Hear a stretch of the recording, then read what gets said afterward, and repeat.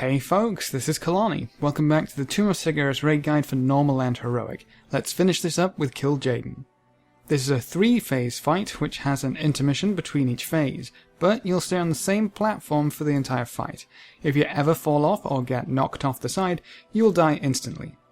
His first ability is Fell Claws. Kil'jaeden will empower his melee attacks for 11 seconds, causing them to apply a debuff to your tank, which stacks. Our tanks held the boss for the whole duration and then tank swapped after it was over. On heroic, Fell Claws will also cause Kil'jaeden to cleave in a cone in front of him, so whenever it's active, melee need to be sure not to stand in front of the boss.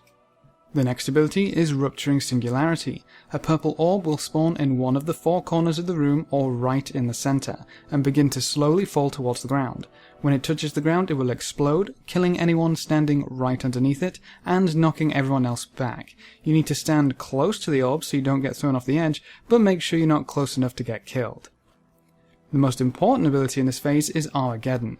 Several small red swirls and one large red swirl will appear throughout the room.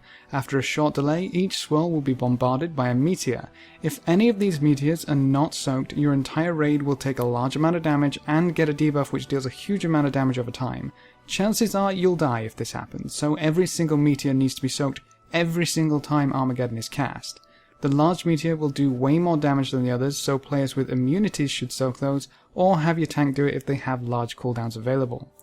Whenever you soak a meteor, you will get a debuff which burns over a minute, so you shouldn't soak twice in a row. When the boss gets to 80% health, you'll enter the first intermission. The boss will fly up and take 99% reduced damage from his Nethergale ability, so there's not much point in hitting him. During this intermission, you will still have to deal with the Armageddon ability, so be on your toes to soak those meteors.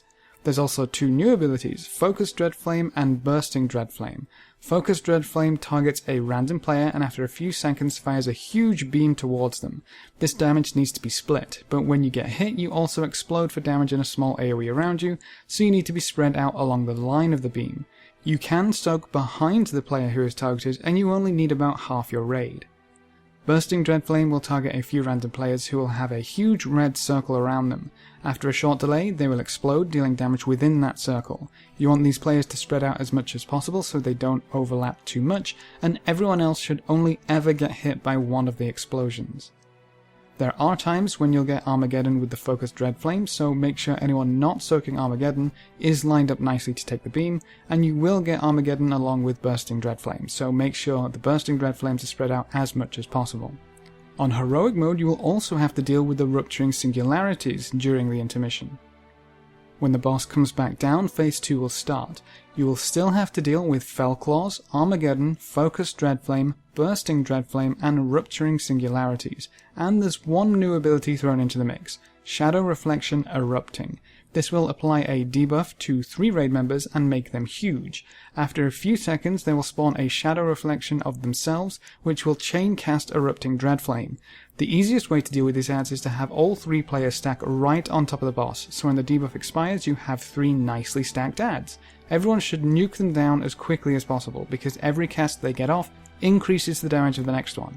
3 casts will probably kill you, so make sure they die quickly, and use healing cooldowns to keep your raid alive. On heroic mode you'll actually have to deal with Shadow Reflection Erupting during phase 1, so watch out for that. And in phase 2 you will get a new form of Shadow Reflection, Wailing. This creates a copy of the tank which will cast a large AoE called Sorrowful Wail. This deals quite a bit of damage and every cast increases the damage by 100% and increases the size of the AoE. Ideally you would drag the ad out of the melee just before it casts, but we didn't really see any issues when we just tanked it on top of the boss. You do need to kill it quickly though, as a 3rd cast of Sorrowful Wail will start to kill people. Towards the end of this phase there's actually a really nasty combination of abilities, so we actually use Bloodlust at the start of phase 2 to get through it quicker. When the boss reaches 40%, he'll enter the second transition and cast DECEIVER'S Veil. This will limit your sight, making it so you can only target things within 8 yards of yourself. You will also have 100% reduced hit chance and 100% reduced healing. It will also continually apply and stack a healing absorption effect. You will also have Shadow Soul adds spread throughout the room which are casting a raid-wide AoE constantly. To deal with this, you need to find Illidan, who is now somewhere in the room. We found it easiest to spread out as the boss is casting the veil, and the first person to find Illidan pings his location on the minimap. Everyone then groups up at Illidan's location. When you stand next to Illidan, he will give you a buff called Illidan's Sightless Gaze, which will allow you to see, DPS, and heal. It will also deal damage over time though, so be sure to keep everyone alive. To get out of this intermission, you have to kill all of the Shadow Soul ads. Your raid should move around the room to find all of the ads and kill them. We made this incredibly easy by death gripping any that were pretty far away, and then AoE gripping to group them all up. You can also stun them to keep them in place. We had attempts where we could plow through these ads super quickly with a good AoE grip. When the ads are dead, you'll go straight into phase 3. During this phase you will still have to deal with Fellclaws, Focused Dreadflame and Bursting Dreadflame, but you won't get any more Armageddons, Rupturing Singularities or Shadow Reflections. Now the first thing the boss will do is cast Darkness of 1,000 Souls. This deals a huge amount of raid-wide AoE damage, and for this first cast you can't really do anything about it, just use cooldowns to stay alive. For every cast after the first, you can avoid most of the damage by standing near a rift. The boss will cast Tear Rift, which starts to open a rift at one location in the room. When it opens, it will start sucking everyone towards it, and if you go past the green line, you'll start to take damage over time, which stacks. Stay away from the rift until the boss casts Darkness of 1,000 Souls again. 1 to 2 seconds before his cast finishes, you want to hop over the green line, and most of the damage will be absorbed by the rift. After the cast is done, you need to get away from the rift again. The other ability to deal with in this phase is Demonic Obelisk. Several obelisks will spawn throughout the room. After a few seconds they will explode in a cross. These lines always fire in the same 4 directions. If you get hit, you'll take a large amount of damage and get knocked back, so you need to avoid them as much as possible.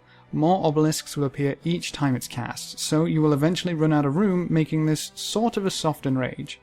On Heroic mode you will also have Flaming Orbs. A large red circle will appear on a random target, so you'll want your range to spread out to the edges of the room to try and get the swirl to appear somewhere out there.